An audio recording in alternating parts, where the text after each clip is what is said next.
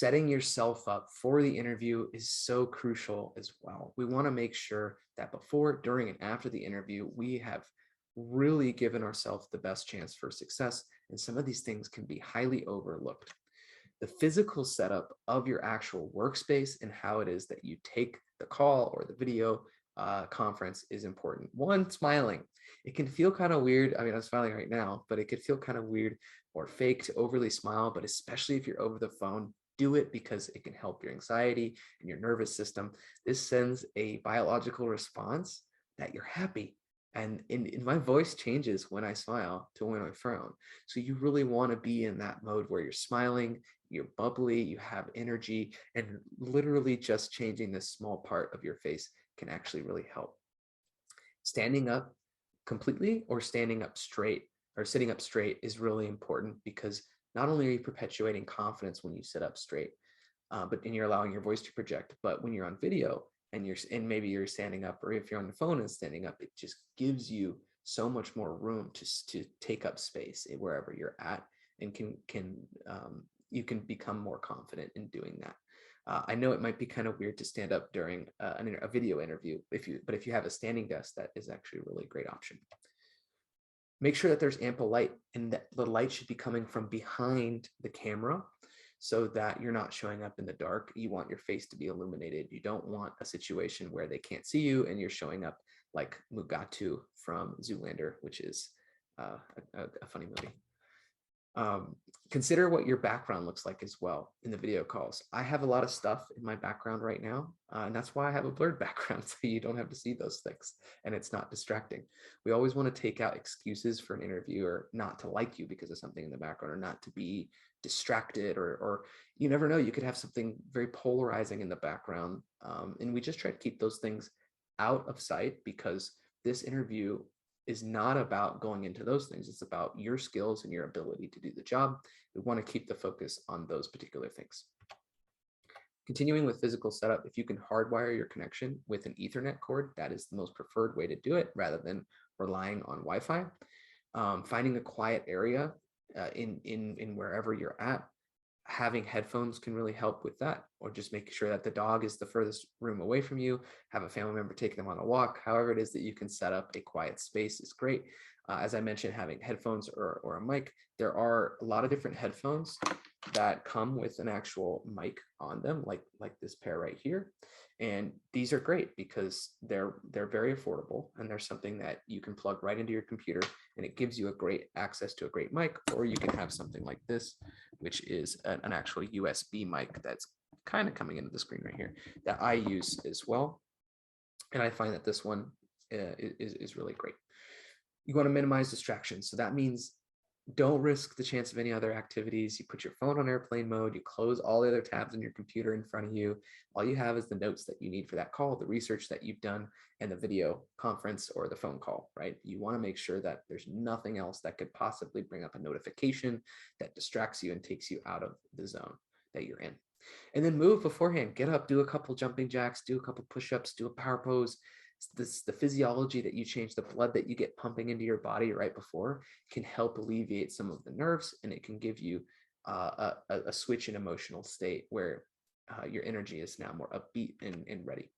So practicing your stories, one of the ways to practice your stories is through the STAR: situation, task, action, result. On the bottom, you can see the building blocks of STAR here, which in the situation, you share the context of the situation.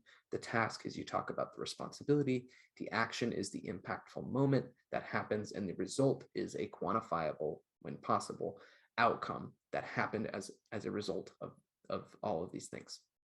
When you practice your stories, start by taking keywords from specific job listings and the company website. So we're practicing for very specific job interviews for a specific company. We are using what they give us, right? The job description and their website, and any other materials that you found. You want to use, again, the exact things that they say, because if those come up in your stories, then it makes you seem like the exact right person for them. You can map out these keywords to different STAR stories and practice them out loud. You never want it to be the first time that you're saying something in an actual job interview. You can always affirm people and say something like this: "That's a great question. I'd have to say," and you can reiterate the part of the question and then you can add a keyword from the job description, and then you can add your star answer. This would be a benefit to your company because of this reason. And then you add those KPIs that we talked about earlier, key performance indicators, the benefits of why a company would love to hire you and why they would either save money, save time, or make more money. And so consider using the STAR method to answer interview questions that come your way and practice these stories. These stories can be multifunctional. It doesn't have to be that one interview question requires one story and another interview questions require another. You may have one story that ends up fitting a lot of different questions. So I would more so practice your stories and get used to understanding and internalizing the success you've had and how you can say it in different ways rather than focus only on interview questions. Because if you focus only on interview questions and you don't get that question, it'll be a little bit harder for you to try to figure out which answer you're going to give in that situation. Now, in the end of an interview, it's really important that you ask the questions yourself, because this is going to show a lot of things. And it's a true test of your ability to be a job, to get this job, because they're going to be judging you based on what you ask. They're going to think about how creative you are. They're going to think about how important this is to you. And they're going to be able to know how much research you've done based on those questions that you ask. These should be very thought-provoking questions. They should display your knowledge of the company and the role.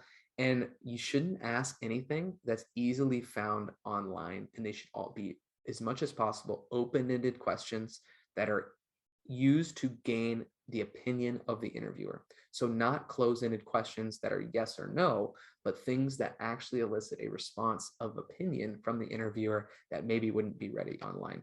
There is a question guide that I've got here that I've linked, and you can take a look at that, where you can find different great questions that you can ask during an interview. Following up, after the interview is concluded, there is an email that you would need to send. So you always want to get an email from that person if you don't have it, of what they're, all the people that are involved in the interviews. And you also want to understand exactly what are the next steps in the process at the end of an interview. Then in the follow-up email that you send, you thank them for their time, and you're sending this the same day, usually within a couple hours if possible. You want to show your proactivity, and you want to reinforce why you're a great candidate for the role. So there's a lot of great ways to do that. One additional thing you can do is, once you send the email out, you can add your interviewers on LinkedIn, and you can add a note, and you can send them another thanks there too, that, hey, we got connected today. I really appreciated the interview. These are the things that I took away from the interview about the company. This is the reason why I feel like I'm a really great fit. Thanks again for your time. You can keep it very simple and very concise, but you want to hit all of those different things, and you want to reinforce that you're a proactive candidate. You're someone who wants to work there, and you're someone who works quick and effectively, because this is all a preview of what it's going to be like to be a teammate. That's what you should be thinking in your head, is how do I project who I would be like as a teammate, and how do I be the best teammate possible?